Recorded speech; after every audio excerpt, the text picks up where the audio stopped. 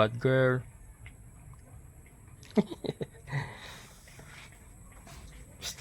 Ay. Ay. Ay. Pero mo kulungan mo ha. Pero mo kulungan mo ha. Hindi ka naman nakakulong na eh. Kaya mga kabokals, hello po. So, kinuha ko yung kulungan ni Beauty. At total hindi naman niya na ginagamit kasi lagi na siya nakakawala. Hindi na natin kinukulong si Beauty. So, gagamitin natin kay Hope. Ayan. Gagamitin natin kay Hope mga kabokals. Update kay Hope. Kamusta na kaya si Hope? Ayan. Pero mo na kulungan mo ha. Laway.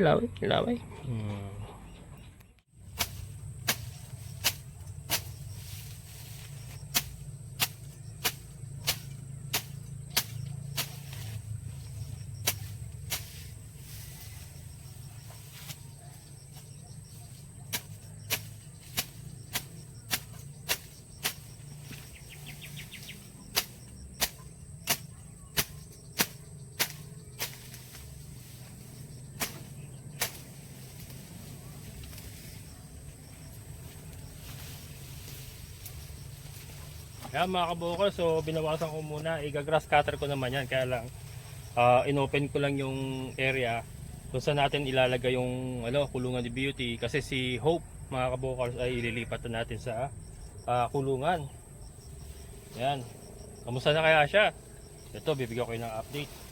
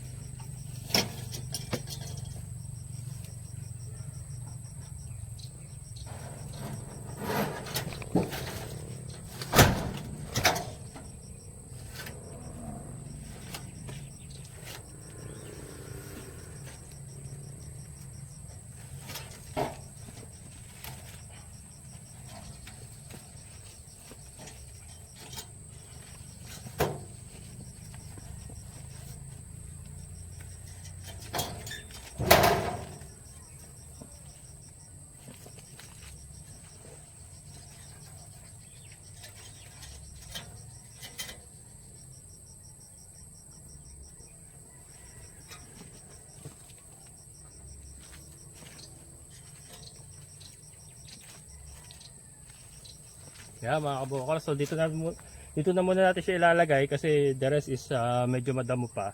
Ito lang yung area na na madali kasi linisa, madalian. And nasa entrance siya, ito yung pintuan Nasa entrance siya at ito sa tabi ng CR natin. Yan. Try natin mga kabukas. Pwede na kayang talian si Hope. Ayan. Susunod na kaya siya sa akin at hindi na kaya niya ako kakagatin. Tignan natin mga kabukas. Hope, kumusta na Hope? Kumusta na ang Hope ko?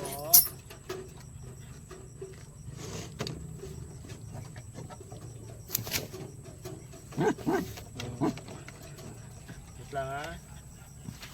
Galing muna natin to. Gutom ka na? Gutom na ka? Oh, yan na.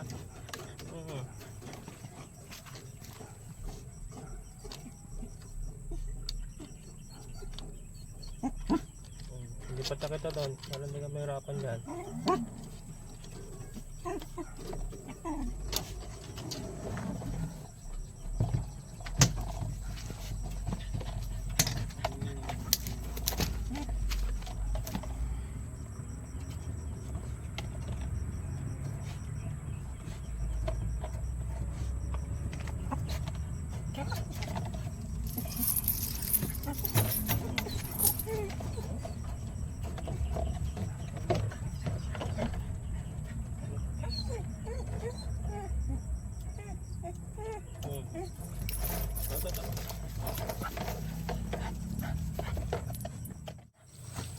Ito. Akit. Ito. Yan, mga kabokals. Akit na. Kain na. Ito.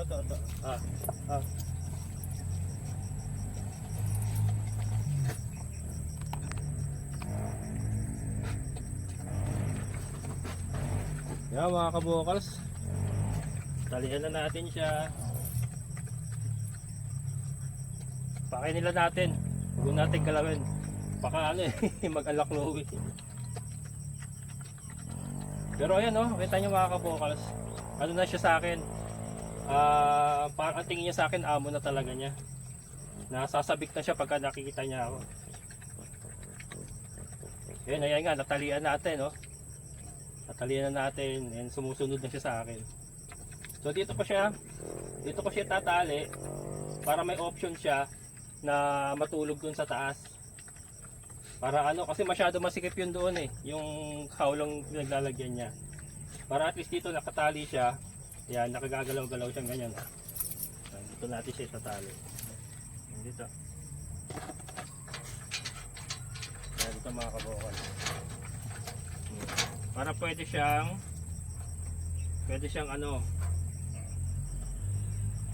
tawag dito, pwede siyang lumabas-labas ng ganyan. Ayun lang muna natin.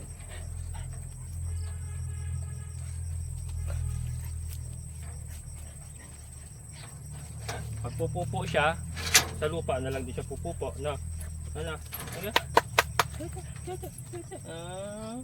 ang bait-bait naman pala yan. Bakit sinalbahe ang bait-bait naman pala sinalbahe pa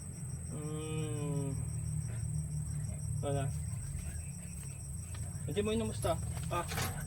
Tatay ka? Kumusta mo yan? Mga kabukals. So at home na siya.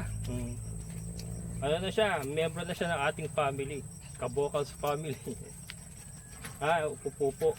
Ayan, pumapwesto na. Ayan na. Kaya pala natatain na. At least pagkatatai siya, ayan, sa lupa. Ayan, dadakutin natin mamaya. Kaya ito. Gusto mo ito? Hope. Gusto mo ito? Dali. Aba, umaayaw ka na sa pagkain ngayon Dati patay gutom ka. Dati ka patay gutom, ngayon umaayaw ka na sa pagkain. Dati patay gutom, ngayon umaayaw na sa pagkain. Doon na. Diyan ka na. Ayan, so dito naman tayo sa ating mga baboy. Si Conor. Then ito si Kimberly mga kabokals. Kaganda ng anak talaga niya. Ang kanyang mga anak. Kakalinis na natin kulungan. Pero hindi natin sila pinapaliguan mga kabokals Ayan. Ano lang yung flooring lang ang ating hinugasan para matanggal yung kanilang mga pupo. Kabibilog ng katawan malapit na ako magkapon. Malapit na. And malapit na rin tayo mag-introduce ng Big Booster. Tapos dire-diretso na yun. Pagka malakas na silang kumain ng Big Booster, walay na. And then ready for release. Yan. So again, naka-reserve na po yung 7 dyan. Bali isang lalaki pa ang hindi pa naka-reserve. Walang may-ari. Ayan, hindi pa kapon. So pwede pa kung naghahanap kayo ng gagawing bulugan. Ayan po, pwede po kayo mag-message sa Kabokals Farmer Facebook page. Ayan.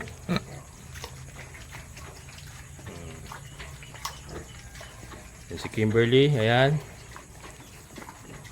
Then ito si Basha ay buntis na rin. Basha.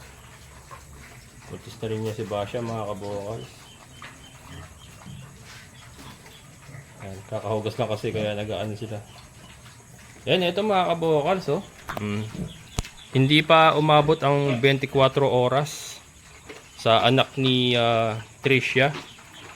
Ay reserve na lahat mga kabokals. 8 lahat. 8 reserve na. Ayan, shoutout kay Ma'am Irene Lofamia at kay Sir Paul Romer Lofamia from Conakry, Guinea. Ayan. So si Sir na nanonood pala sa atin sa Guinea at napanood nga niya. And then ultima ano, tumawag siya kay Ma'am Irene na nandito sa Pilipinas. At si Ma'am Irene naman ay nakipag-coordinate kagad sa akin at yun nga, ni-reserve na lahat mga kabukal. So pasensya na po dun sa mga nagnanais pa pong magpa-reserve. Sa susunod na lang po ulit tayo. Reserve na po lahat ng anak ni Tricia, 8. Bali 3 babae, 5 lalaki kakapunin. So yung 5 pang lechon daw nila. And then yung mga babae gagawing breeders. Yan. Ano, kahapon lang po yan mga kabukal, no? Parang halos ganitong oras lang din lumabas yung mga yan mga kabukal. Ayan, maaga-aga lang kasi ngayon po alas 5 pasado na. So maaga-aga lang kahapon ay sumambulat ang bahay biik ni Tricia. Inabot kami ng mahigit ng pasado alas 10. Ayan. So far ay healthy naman po lahat. Ayan. Si Tricia magaling mag-alaga yan mga kabukals. Actually lahat naman sila magaling mag-alaga eh. Yan, lahat sila magaling mag-alaga mga kabukals. Yan ang gusto ko sa 3 inahin na ito. Talagang ano, lahat sila magagaling mag-alaga. Ito, maalsa na rin ang tiyan nito ni Basya. Malapit na rin yan. Next month yan mga kabukal sa kanyang due date. Ayan o. Ayan, so maraming salamat Ma'am Irene at Sir Paul. At yan na consider sold out kasi meron na pong reservation fee yan. 1K po kada big. So considered as sold out na yan. Kasi nagbayad na po sila ng reservation fee. Wala nang makaagaw pa. Yan.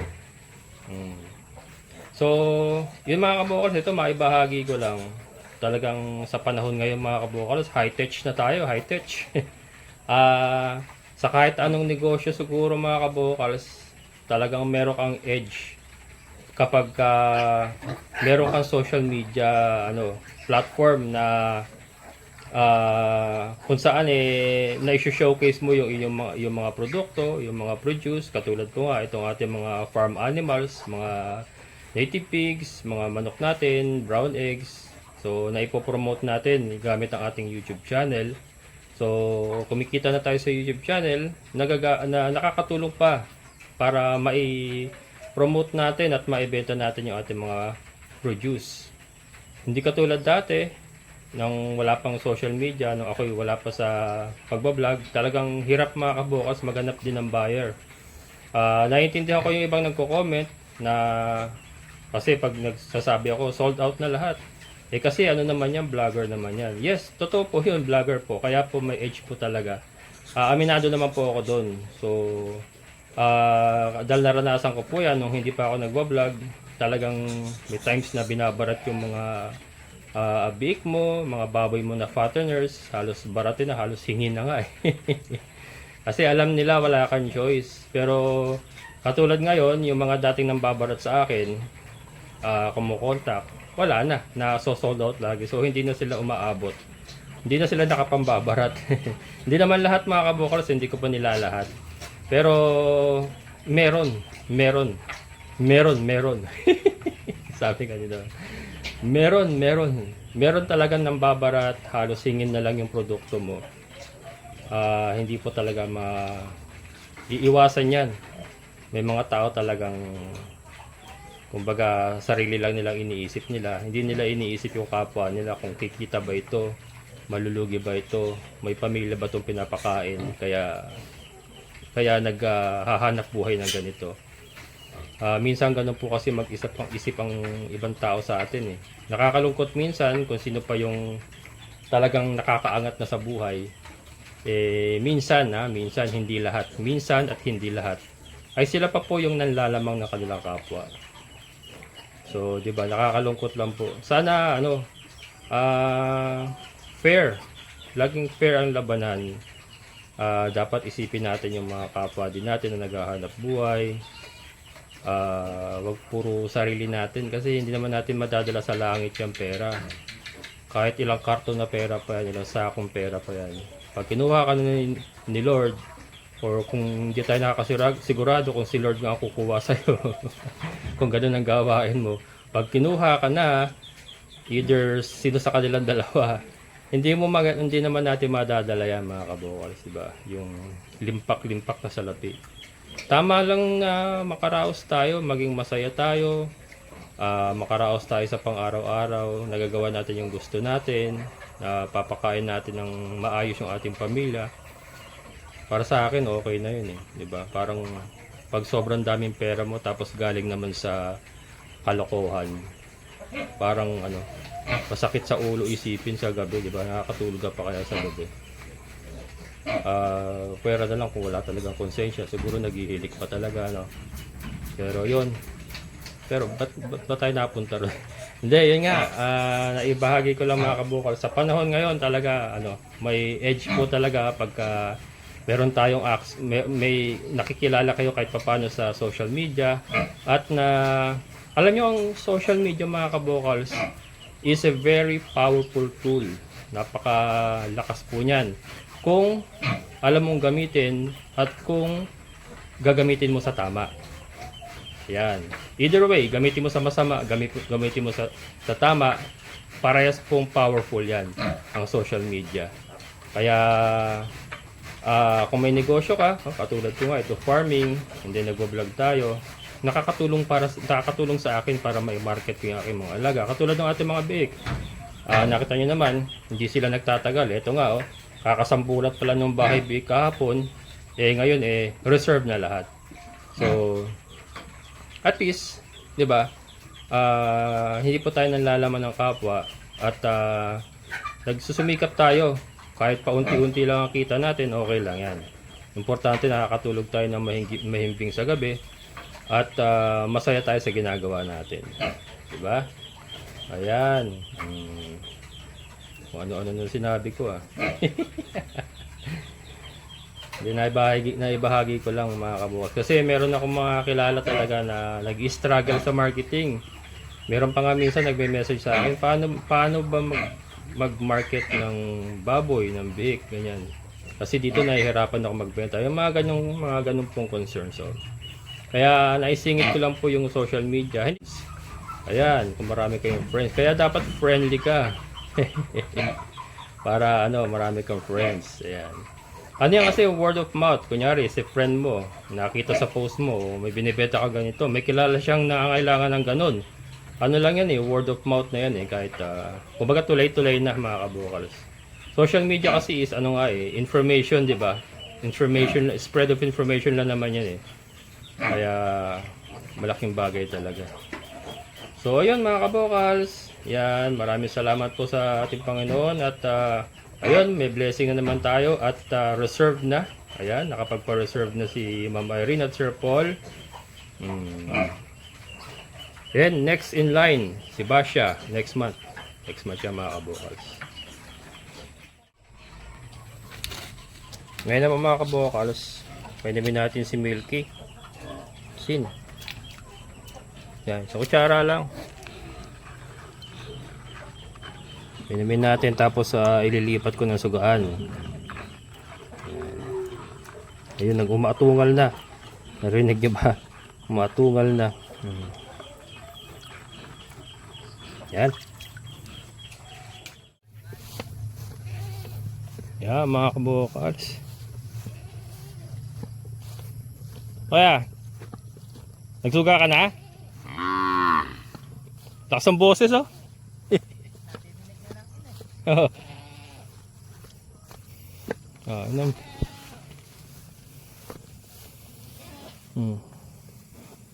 Yan matumba. Yan. Yan mga kabukals, umiinom na ng may asin. May asin to meron din. Ilipat ko sa kabila. Ay, hindi pwede kaya siguro yun. Nadaanan kasi ito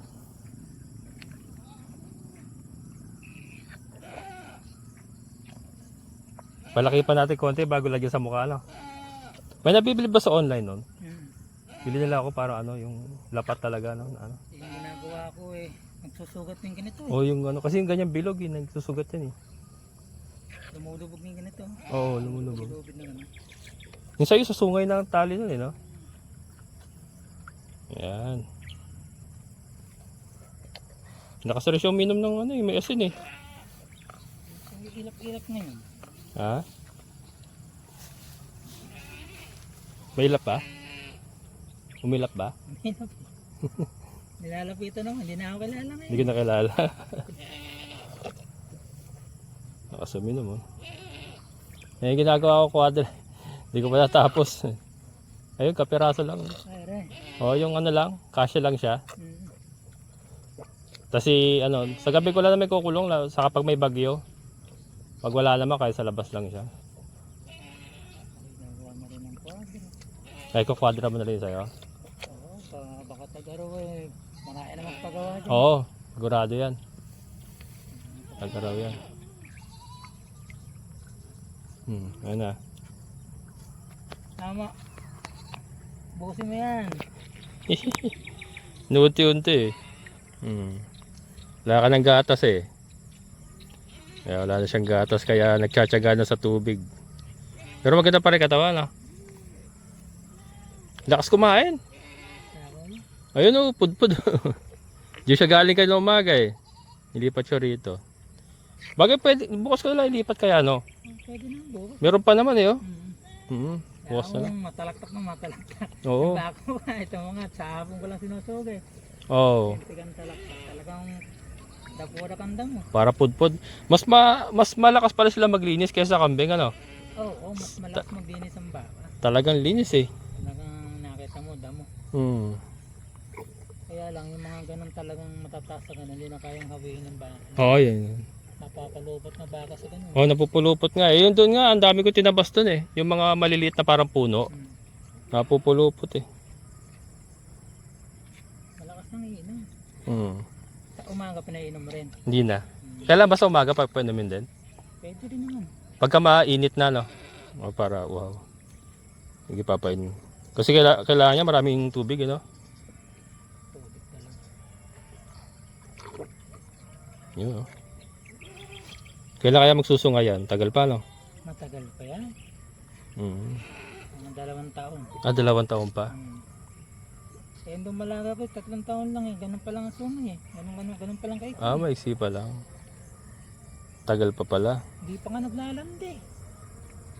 Baka sobrang taba. Hindi rin naman eh. Di ba? 3 taon na, hindi pa naglalandi? Tite. Oh. Wala siguro ng panahon. Wala na kasi ng... Oo, baka. May panahon. Busin mo na yan.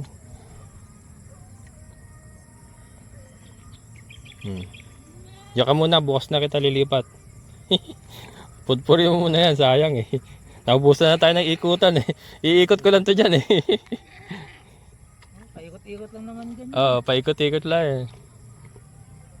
Balik na kami kay Ate Ninpa eh, bukas eh. Yes na.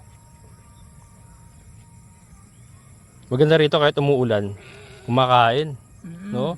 Di katulad ng kambing pag umuulan, ako.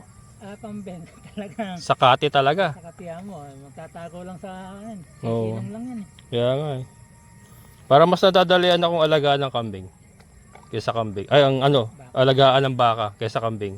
Maginawa baka kasi sa hapon mo lang naman yan eh. Oo. Lilipit mo lang, paiinuman mo. Saka walang selan, yun nga, kahit umuulan, Hindi maselan. hindi maselan. Meron ka mga 10 baka, milyon na yun. Oo. No? Lalo pag mga Brahman, Oo. mamahal. Palakihin mo ng ano, 3 taon. Milyon yun. Eh, damo lang naman kinakain nito mga to, eh, no? Yung sayo ba, puro damo lang naman yung sayo, eh, no? Mo lang yan, buhat nang ako'y nagbaka. Oo. Pero mo, napakalaki. Para ka lang nag-alkaline siya, eh, no?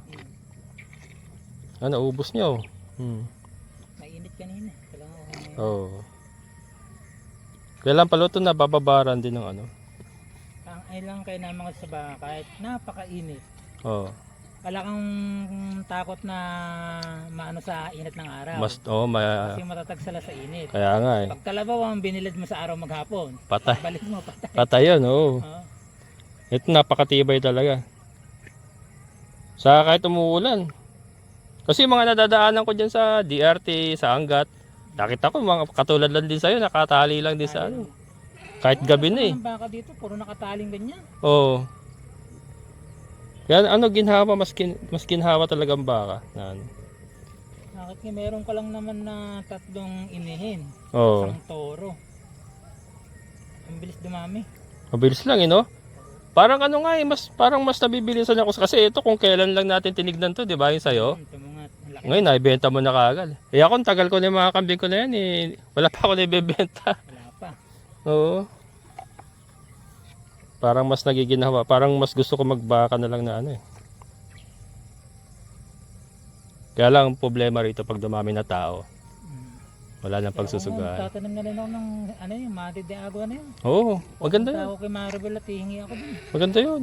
Sa lote mo dyan sa baba, oh. Palibutan mo. Iputang ko na ng ano. Pwede sa baka yun eh. Saka bala ko yung pag ginapas ng palay ko, ipunin ko Jami. Yung ano, dry matter ang sabi nila doon, tawag doon eh.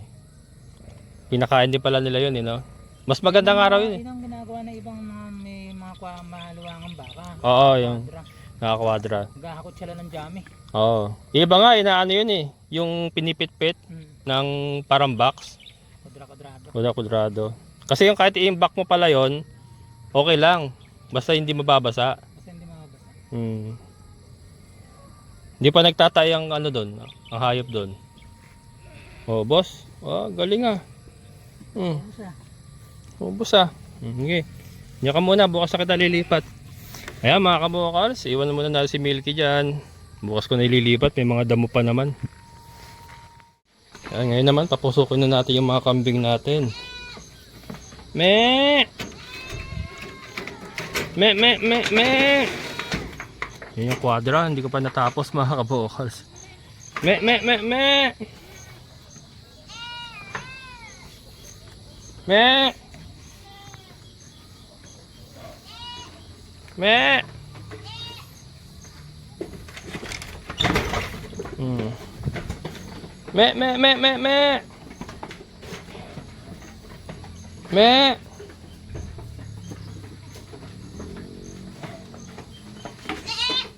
Ayan, madilim na naman mga kabukals. Ito may nakaredy nga silang damo.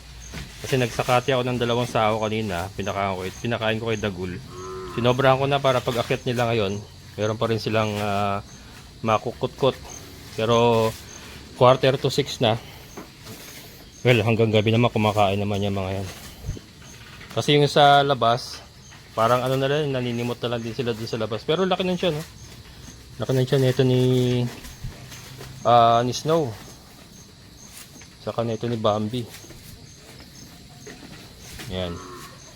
So yan mga kabukals, yun lang po muna aking mababahagi sa inyo for today. Si Dagul. Dagul brother! Yan, puntahan muna natin si Dagul mga kabukals. Dagul brother! Kumusta yung taban mo brother? Puno yun ah. Puno kanina yung lalagyan mo ah. Laki na mo pala ng tummy mo eh. Mamaya inom. Inom ka. Yan, magpapainom ba tayo mamaya mga kabukals? So, si Dagul. Ayan, so hanggang dito na lang mga kabukals. Maraming salamat. Shoutout po kay Ma'am Jean Castro from Canada. Ayan, so isa po sa viewer natin na nag-a-assist sa akin patungkol po sa pag-aalaga ng ating mga kambing sa management. Ayan, maraming salamat po Ma'am Jean Castro from Canada. And syempre sa ating kaibigan po ni Sir Boyet. Sir, thank you so much. And sa mga solid kabukals, mga silent viewers, maraming salamat. Amazing na buhay. Bye-bye.